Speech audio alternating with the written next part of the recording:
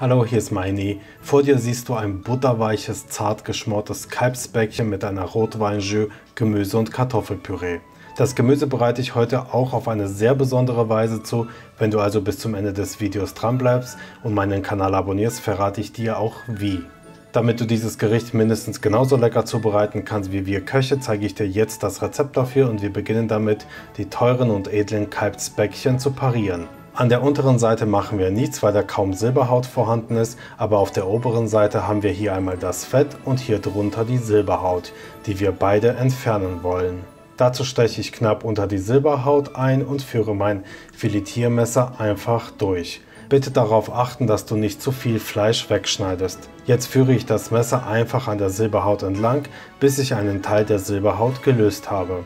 Ich persönlich mag das, an dieser Stelle das Fleischstück umzudrehen und mit dem Messer von unten zu parieren, weil durch das biegsame Filetiermesser kann ich quasi parallel zum Schneidebrett einfach lang ziehen bzw. lang gehen und die Silberhaut möglichst ohne viel Fleisch wegzuparieren. Die Silberhaut und das Fett schmeiße ich natürlich nicht weg. Entweder einfrieren und sammeln, bis man genug davon hat, um eine Bratensoße davon ansetzen zu können, oder wie heute einfach gleich mitverarbeiten, weil wir gleich sowieso eine Bratensoße, einen Bratenansatz machen wollen.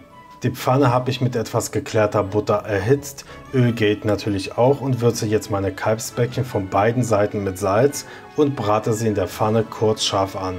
Wenn sie eine schöne Farbe angenommen haben, einfach umdrehen und 1 bis 2 Minuten drin lassen und erst dann aus der Pfanne rausnehmen.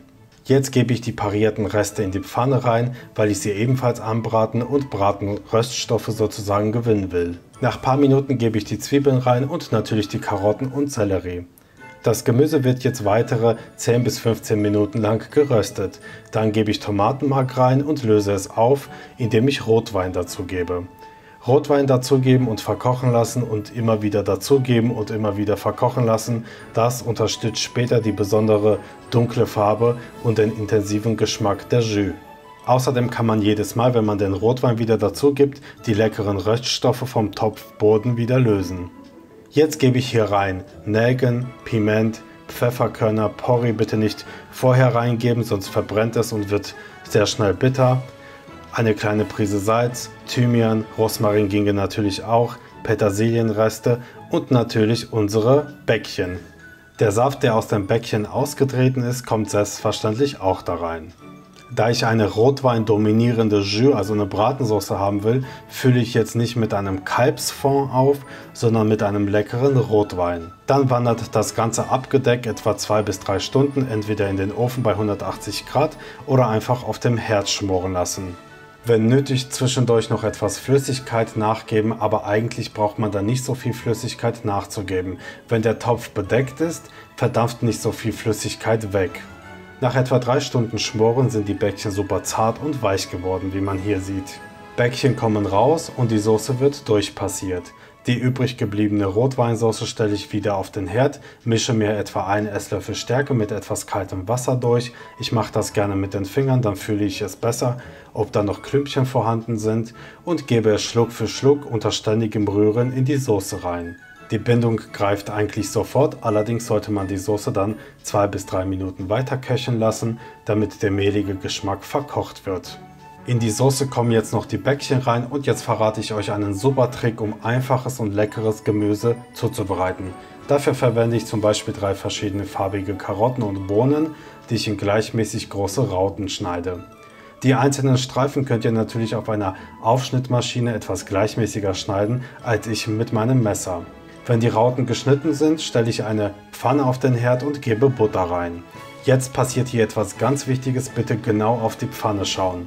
Zunächst einmal schwenken wir das Gemüse etwa 1 Minute lang in Butter und würzen es mit den üblichen Gewürzen Salz, Zucker, Muskat und Pfeffer.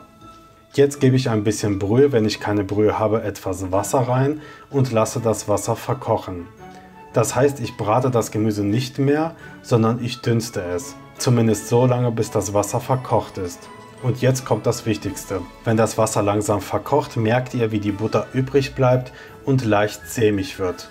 Und umso mehr Wasser verdampft, desto sämiger wird die Butter.